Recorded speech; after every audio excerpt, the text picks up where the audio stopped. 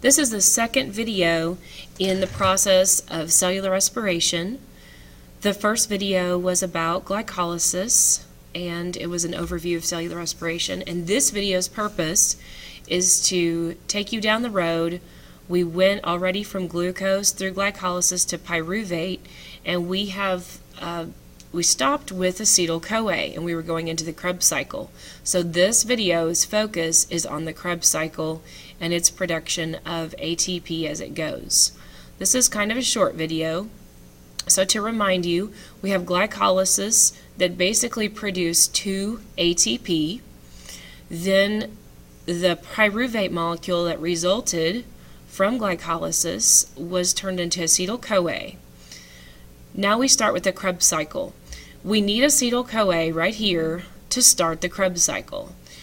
Now the steps 1, 2, 3, 4, and 5 are pretty detailed. They outline how acetyl-CoA is basically transferred into different carbon compounds, and you can see how the carbon compounds change through the cycle.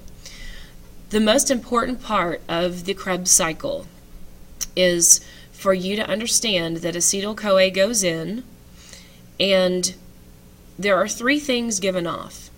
Carbon dioxide is given off as waste, so you can kind of circle that or write waste beside every time carbon dioxide is produced in these 2 pieces here. And the other 2 products of the Krebs cycle are NADH, which is, you can put a star by that one because that is an electron carrier, an energy carrying molecule. So NADH is produced, and just like in photosynthesis, when we make a molecule, we're making it to use for the next stage. So stand by for how NADH will be used in the next stage. FADH2 is also produced through the Krebs cycle, and actually there's a 3rd molecule produced, and that's ATP. So really, we have 4 things coming out of the Krebs cycle: carbon dioxide as waste, and 3 goal products: NADH, ATP, and FADH2. Anytime you see an arrow coming out of a cycle, it means it's being made from the cycle.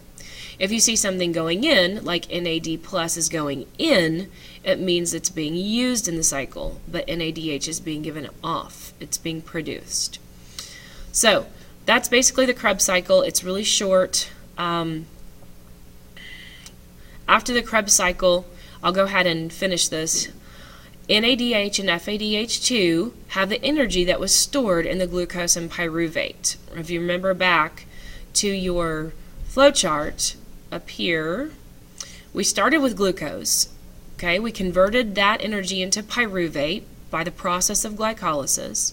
Then pyruvate turned into acetyl-CoA. Acetyl-CoA goes into the Krebs cycle and produces 2 ATP, and then also NADH and FADH2. So let me go back to that.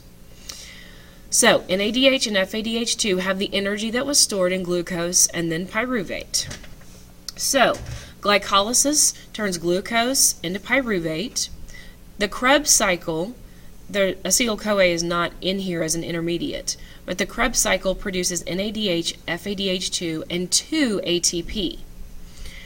So we have to remind ourselves what the goal of cellular respiration is. And the goal of cellular respiration is to produce what molecule? ATP, right?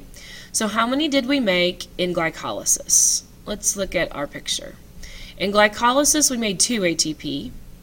In the Krebs cycle, we made another 2 ATP, but that's only 4 ATP. So we have another step to go. So we have done 2 steps out of the 3 in aerobic respiration to go down this road. Okay? The first video was about glycolysis.